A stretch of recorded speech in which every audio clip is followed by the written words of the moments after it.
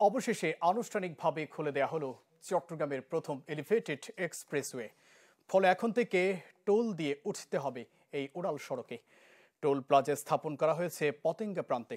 তবে শহর থেকে উড়াল সড়কে উঠতে হলে যেতে হবে বহদ্দারহাট বা ষোলো শহরে। উদ্বোধনের 1 বছরেরও বেশি সময় পর আনুষ্ঠানিকভাবে যান চলাচলের জন্য খুলে দেয়া হলো চট্টগ্রামের প্রথম এলিভেটেড এক্সপ্রেসওয়ে।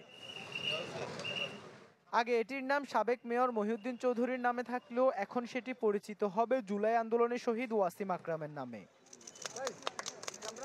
সরকারের উপদেষ্টা আদিলুর রহমান খান উড়াল সড়কটি উদ্বোধন করে বলেন, জুলাই আন্দোলনে শহীদদের স্মরণে সারা দেশে তাদের নামে বিভিন্ন স্থাপনার নামকরণ করা হবে। শহীদ ওয়াসিম আকরামের নামে যে নামকরণ হয়েছে জুলাই আগস্টের যে আত্মত্যাগকারী, এইভাবে বাংলাদেশের প্রতিটি জায়গায় যদি তাদেরকে আমরা স্মরণ রাখতে পারি, তাহলে পরে নেক্সট জেনারেশন আমাদেরকে মনে রাখবে যে আমরা কিছু একটা করে যেতে পেরেছি। আমরা সারা দেশে যারা এই জুলাই অভ্যুত্থানে শাহাদাত বরণ করেছেন তাদের জন্য বিভিন্ন জায়গায় স্মৃতিচিহ্ন তৈরি করছি, যেন সারা দেশের মানুষ এবং আগামী প্রজন্ম তাদের অবদানের কথা স্মরণ করতে পারে। শহর থেকে এই উড়াল সড়কে পতেঙ্গা যাতায়াত করতে হলে আপাতত ওঠানামা করতে হবে ষোলো শহর ও বহদ্দারহাট হয়ে।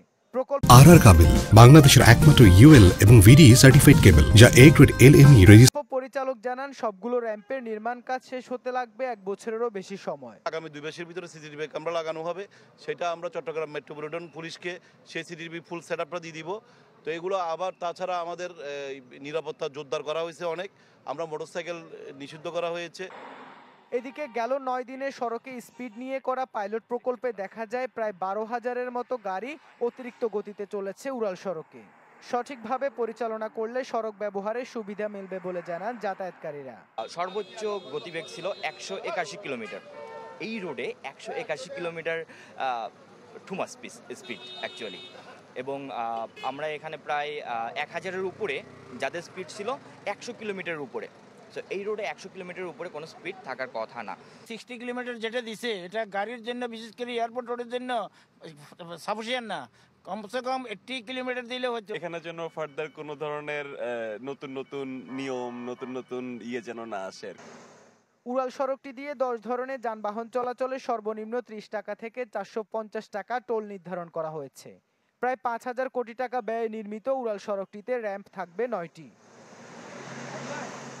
ইবেন মির, চ্যানেল 24, চট্টগ্রাম।